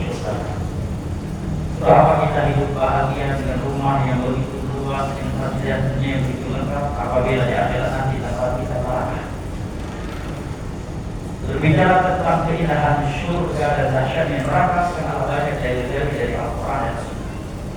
Namun anak berhenti dengan beberapa hadis berikutnya sebagai hadis yang sangat mencakup dalam menjelaskan keindahan surga dan dahsyatnya neraka dengan maknanya yang singkat dan global, tetapi sangat mencakup dalam menggambarkan indahnya surga dan dahsyatnya neraka secara global. Itu hadis yang diriwayatkan oleh Imam Muslim di dalam sahihnya dalam pembahasan surga dan neraka. Nabi sallallahu alaihi wasallam bersabda, "Yu'ta yaumil qiyamati bi'anami ahli dunya min ahli an-nar. Wa yusrafu fiha siratan fa yuqalu lahu hal ra'aita khairan qat. Wa hal marrat bika ni'matun qat. Qala Allah ya ma ra'aitu sharran qat. Ma ra'aitu khairan qat. Wa ma marrat bi ni'matun qat. Wa yu'ta bi ashaddi an-nasi bu'san fid dunya min ahli al-jannah. Fa yusrafu fiha siratan fa yuqalu lahu hal ra'aita sharran qat. وهل مرت بك بؤسا قط قال الله يا ما رأيت شرا وما مرت بي بؤسا. Didatangkan pada hari kiamat penduduk dunia yang paling nikmat hidupnya ketika di dunia, tetapi dia sebagai penghuni neraka. Bayangkan, dia ketika di dunia sebagai penduduk dunia yang paling nikmat, paling kaya, kerajaan yang paling luas, kesehatan yang paling sebagai penduduk dunia yang paling nikmat. Tetapi di hari kiamat dia sebagai penghuni neraka. Karena dunia yang Allah berikan kepadanya telah membuat dia berpindah dari tauhid kepada syirik, menggeserkan dia dari sunnah kepada bid'ah, mengubah dia dari orang saleh menjadi orang fasik. Kemudian kata Nabi, dia dicelupkan ke dalam neraka sekali celupan. Perhatikan bahasa Nabi. Nabi katakan dicelupkan ke dalam neraka sekali celupan. Artinya belum Allah berikan azab yang dahsyat di dalam neraka, belum dituangkan ke dalam mulutnya darah neraka, belum dimasukkan ke dalam perutnya kalajengking, ular, sebagaimana itu ancaman kepada mereka yang sedang mengeluarkan zakat. Dan azab yang lainnya baru dicelupkan ke dalam neraka sekali celupan. Kemudian Allah bertanya kepada wahai hamba, pernah kamu melihat kemiskinan, kejelekan, keburukan? Apa pernah kamu melihat satu kebaikan? Dan pernah kamu menerima satu nikmat? Allah tidak bertanya kepadanya banyak kebaikan dan nikmat. Yang Allah tanyakan kepadanya, pernah kamu menerima satu nikmat? Pernah kamu melihat satu kebaikan? Pernah kamu hidup kaya? Pernah kamu hidup sehat? Pernah kamu hidup bahagia? Pernah kamu punya rumah, punya mobil dan sebagainya? Dia menjawab demi Allah, ya aku belum pernah melihat satu kebaikan dan aku belum pernah menerima satu nikmat. Kata para ulama, sama dahsyatnya neraka Allah, maka hanya dengan sekali celupan membuatnya lupa terhadap seluruh nikmat dunia yang pernah dia terima, dan dia sebagai penduduk dunia yang paling nikmat dunia ketika di dunia tadi. Ini hadis menjelaskan kepada kita tentang dahsyatnya neraka kata Allah dengan penjelasan yang cukup mencakup, meskipun maknanya penjelasannya secara umum. Ini gambaran yang secara dengan itu orang akan tergambarkan bagi dahsyatnya neraka. Hanya dengan sekali celupan ke dalamnya bisa membuat seorang yang ketika di dunia dia sebagai penduduk dunia yang paling nikmat hidupnya lupa terhadap seluruh nikmat yang pernah Allah berikan. Karena dahsyat yang musibah di dunia, kita masih bisa mengingat masa-masa kita ya, ketika antum jatuh miskin dan dulu pernah kaya, kita masih bisa mengingat masa-masa kaya kita dulu. Ketika kita jatuh sakit di dunia ini, kita masih mampu mengingat masa-masa sehat. Berbeda dengan neraka. Satu nikmat pun dia tidak mampu mengingat, hanya karena kita dijemput di dalam neraka. Tapi sebaliknya Nabi mengatakan didatangkan orang yang paling sengsara di dunia ketika hidup. Jadi orang yang paling sengsara, paling miskin, paling menderita penyakit, paling lapar, paling dibuli, paling dihina, paling direndahkan, didatangkan ketika ditempat sebagai pelucu. Karena semua ujian yang menimpanya di dunia tidak membuatnya berpindah dari tauhid kepada syirik, tidak membuatnya bergeser dari sunnah kepada bid'ah. Semua kesengsaraan yang dia alami di dunia tidak mengubahnya dari orang saleh menjadi seorang yang fasik. Maka dia dicelupkan ke dalam surga, kata Nabi, sidrah, sekali celupan. Baru dicelupkan, belum bertemu dengan bidadari, belum bertemu dengan Nabi Muhammad SAW, juga melihat wajah Allah yang merupakan nikmat terbesar dan tertinggi di dalam surga Allah. Baru dicelupkan ke dalam surga sekali celup. Kemudian Allah bertanya kepadanya, wahai hambaku, pernahkah engkau melihat saja sebaik kejadian? Pernahkah engkau melewati satu musibah? Pernahkah engkau miskin? Pernahkah engkau lapar? Pernahkah engkau sakit dan sebagainya? Maka dia pun menjawab dari Allah, ya Allah, aku belum pernah melihat satu pun kejadian. Aku tidak pernah mengalami kelaparan, kemiskinan, kesakitan. Kata para ulama, bukan karena dia membohongi Allah, tapi karena sempurnanya syurga Allah bisa membuatnya lupa terhadap seluruh kesengsaraan yang pernah ia rasakan ketika di dunia, dan dia sebagai musuhnya yang paling besar hidupnya sepanjang Allah menciptakan dunia. Dalam hadis yang diriwayatkan oleh Imam Muslim dari Abu Hurairah radhiyallahu anhu, Nabi bersabda, Allah berfirman hadis qudsi, "A'dadu li ibadiy as-salihin fiha ma la imra'atu wa la udhun sami'at wa la khatara 'ala qalbi bashar." Telah aku persiapkan di dalam surga nikmat-nikmat untuk hamba-hambaku yang saleh. Nikmat-nikmat yang belum pernah terlihat oleh mata, yang terdengar oleh telinga dan terbesit di dalam hati mereka. Sekitar-kitar nikmat dunia yang pernah kita lihat, yang pernah kita dengar, dan yang pernah kita bayangkan di dalam hati kita, maka nikmat di dalam surga Allah itu jauh lebih kita dan jauh lebih sempurna. Bayangkan zaman dimulakan Allah di dalam surga, nanti kita bisa bertemu dengan Nabi Muhammad SAW. Siapa di antara kita yang tidak ingin bertemu dengan Nabi SAW? Bisa berpelukan dengan Nabi SAW, bisa duduk di samping beliau, bisa berbicara, berngobrol dengan beliau. Siapa di antara kita yang tidak ingin duduk bertemu dengan ayah Adam alaihissalam? Siapa di antara kita yang tidak ingin melihat wajah Nabi Nuh? Siapa di antara kita yang tidak ingin berpelukan dengan Nabi Ibrahim, dengan Nabi Musa, dengan Nabi Isa, Nabi Yunus, Siddiqin? Siapa di antara kita yang tidak ingin berpelukan, bicara, bisa berjabat tangan dengan Abu Bakar radhiyallahu anhu? Siapa di antara kita yang tidak ingin melihat wajahnya Umar bin Khattab di dalam surga? Siapa di antara kita yang tidak ingin bertemu dengan Uthman bin Affan, tidak ingin bertemu dengan Ali bin Abi Thalib, Siddiqin, Syuhada, As-Salihin, wa hasuna ulaika rafiqa? Siapa di antara kita yang tidak ingin melihat wajah Allah yang merupakan nikmat tertinggi di dalam syurga Allah Jalla wa Ala? Lilladzina ahsanul husna wa ziyadah. Wujuhun yawma idzin nadhirah ila rabbiha. Nah,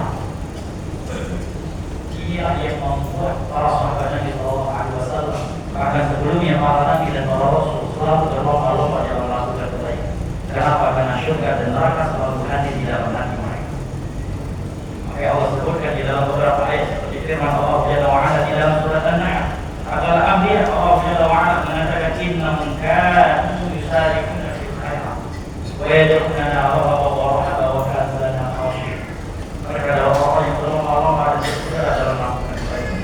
Mereka adalah orang yang takut dan cinta kepada kami, dan mereka adalah orang yang tunduk kepada kami.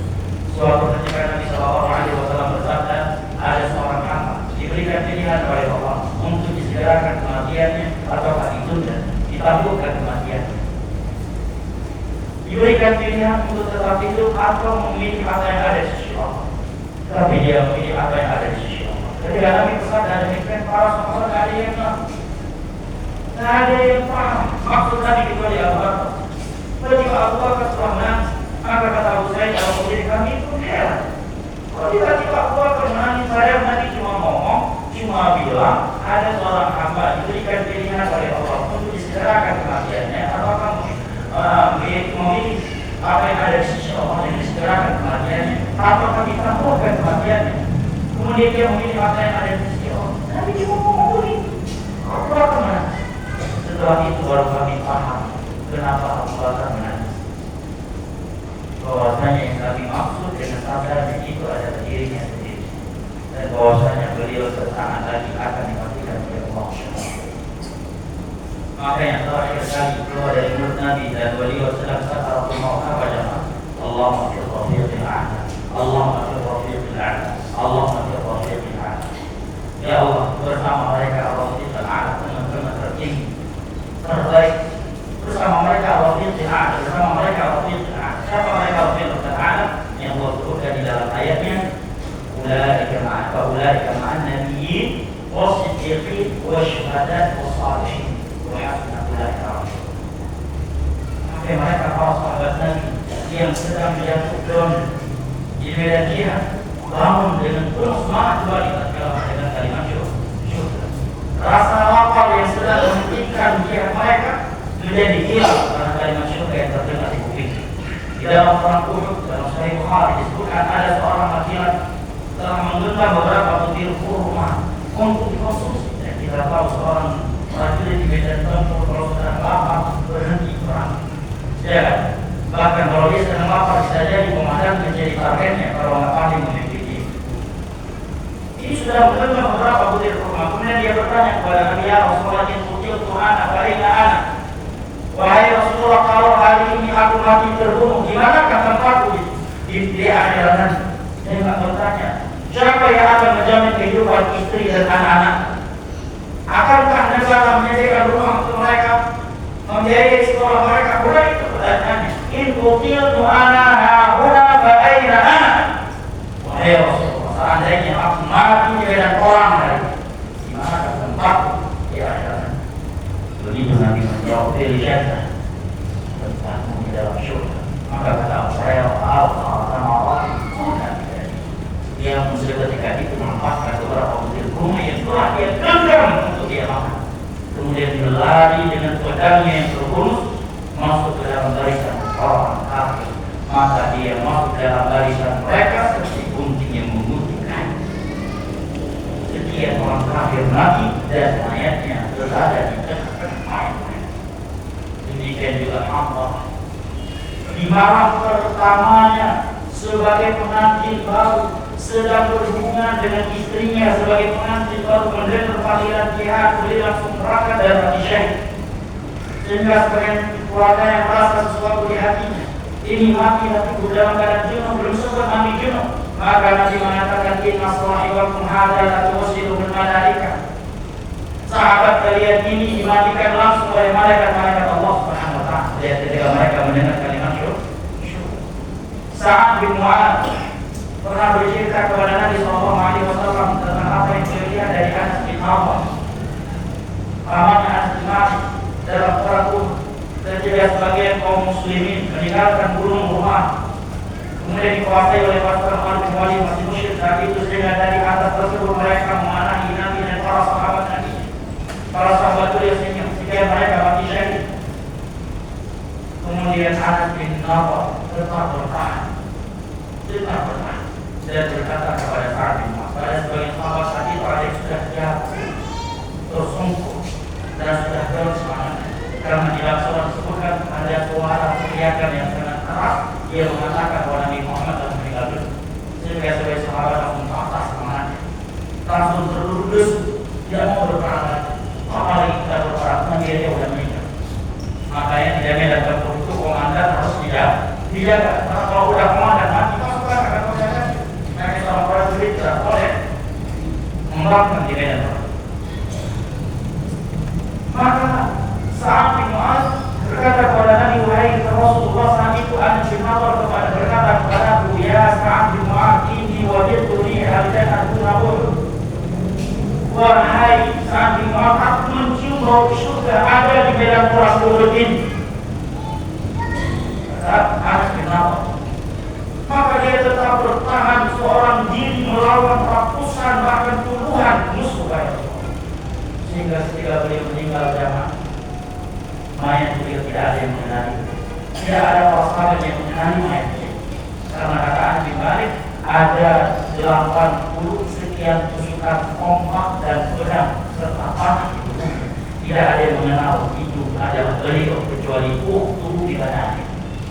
Saudari beliau dan menjadi pribadi yang khusus beliau merupakan tanda-tanda istimewa beliau. Dan bagaimana mereka menyemangatkan diri mereka beribadah kepada Allah dengan mengingat syurga. Dan yang terakhir, Anda bacakan bagaimana ulama kita dahulu menghadirkan surga dan neraka dalam kehidupan sehari-hari mereka agar selalu semangat dan istiqamah di atas agama Allah. Saya bacakan, disebutkan oleh Imam Ibnu Abi Dunya dalam kitabnya Muhasabatun Nafs dari Sufyan bin Uyainah. Dengan ini kita akhiri majelis kita Kata beliau Ibrahim At-Taimi, guruku yang bernama Ibrahim At-Taimi, ulama di masa tadi, mengatakan, "Mathaltu nafsi fil jannah." Aku selalu mengumpamakan diriku sedang di dalam surga. Aku tinaraha wa ashrabu min anhariha wa ma'an ka'al-kawah. Aku selalu mengumpamakan diriku sedang di dalam surga, sedang memakan buah-buahan yang ada di dalamnya, meminum dari sungai-sungai yang ada dalam surga, dan sedang berpelukan dengan bidadari-bidadari yang Allah sediakan di dalam surga. Wa matatu nafsi fitnah. Kemudian aku juga mengumpamakan seandainya diriku sedang di dalam neraka.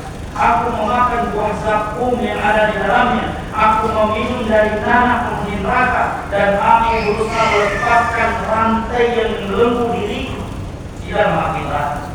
Kemudian setelah itu aku berkata kepada diriku, ayu syai'in turidin. Tempat manakah yang engkau inginkan dari dua tempat ini, wahai jiwa? Ketika aku berkata demikian kepada diriku, maka hatiku menjawab, uridu an turada ila dunya. Seandainya mungkin, maka aku memilih untuk ditunda kematian, dikembalikan dari ke dunia beramal salihah, sehingga aku bisa memperbanyak amal saleh. Maka seketika itu aku berkata kepada diriku, ka'anti fil dunyati fa'amali. Kalau demikian sekarang nih kamu masih hidup, perbanyakkan amal saleh. Ya, demikian para ulama dahulu memotivasi diri mereka. Karena tidak ada yang lebih memotivasi diri kita dalam mengingat Allah selain daripada mengingat surga dan dahsyat neraka. Maka orang kafir tidak mau muslimin ini selalu diingatkan tentang surga dan neraka, karena mereka tahu di situ roh keimanan mereka. Kaum muslimin kalau sudah mengingat surga dan neraka, maka dunia ini menjadi hina dan terinjak-injak di bawah kaki mereka. Mereka tahu kaum muslimin kalau sudah mengenal dan mengingat surga dan neraka, mereka tidak akan pernah takut kepada Allah. Mereka tidak pernah takut akan kematian. Mereka tahu hadis Nabi, man ahabba liqa'a ahabba liqa'a, wa man kana liqa'a kariha liqa'a. Barang siapa yang merindukan perjumpaan dengan Allah, maka Allah pun merindukan, Allah cinta untuk berjumpa dengannya. Tetapi barang siapa yang benci untuk bertemu dengan Allah, Allah pun benci untuk bertemu dengan. Ini yang membuat para sahabat Nabi ini dikejar oleh dunia, tetapi dunia diperbudak oleh mereka. Sementara kita, dunia lari dari kita, tetapi kalian mengejarnya dari belakangnya dan diperbudakan olehnya, kata sebagai ulama. Sebagai ulama berkata demikian. Kalau ulama dahulu, orang salah dahulu, mereka dikejar oleh dunia, kemudian mereka lari meninggalkannya, sehingga mereka mampu memperbudakkan dunia. Sementara kalian, kata sebagai para ulama, dunia lari dari kalian, kalian justru mengejarnya sehingga dunia memperbudak kalian. Bahasa yang luar biasa dari sebagian ulama. Yang pernah di masa Nabi SAW, sebagian para sahabat Nabi mengalami kekeringan, sehingga beberapa nama mereka hampir mati karena kering kerontak. Maka sebagian mereka berpendapat, bagaimana kalau kita menggali sumur tidak ada air untuk menyiram tanaman-tanaman kita. Sebagian yang lain mengatakan, apa capek-capek menggali sumur, mending kita datangi Nabi, minta Nabi berdoa kepada Allah agar Allah turunkan hujan. Setelah itu semua kita akan hidup kembali tanpa ada susah dari kita. Maka mereka pun sepakat mendatangi Nabi. Begitu Nabi melihat kaum Ansar bersama Abu Talha datang di depannya, Nabi langsung berkata kepada mereka, wahai kaum Ansar, sebelum mereka menyampaikan hajat, mintalah kalian kepada aku sesuatu, niscaya aku akan berdoa kepada Allah dan Allah akan langsung mengabulkannya untuk kalian. Maka sebagai mereka saling melihat, kalau kita masih menggunakan tawaran ini hanya untuk hujan, terlalu hina, terlalu rendah. Padahal mereka datang untuk meminta agar Nabi berdoa diturunkan, kemudian berubah permintaan. Wahai Rasulullah, kami datang meminta kepada agar Allah mengampuni dosa-dosa kami. Maka Nabi pun berdoa, Allahumma ighfir lil ansar wa abna'i al-ansar wa abna'i al-ansar. Ya Allah, ampunilah dosa-dosa kaum Ansar, anak-anak mereka dan cucu-cucu mereka. Jika mereka sudah mengingat perkara, mereka tahu dengan diampuni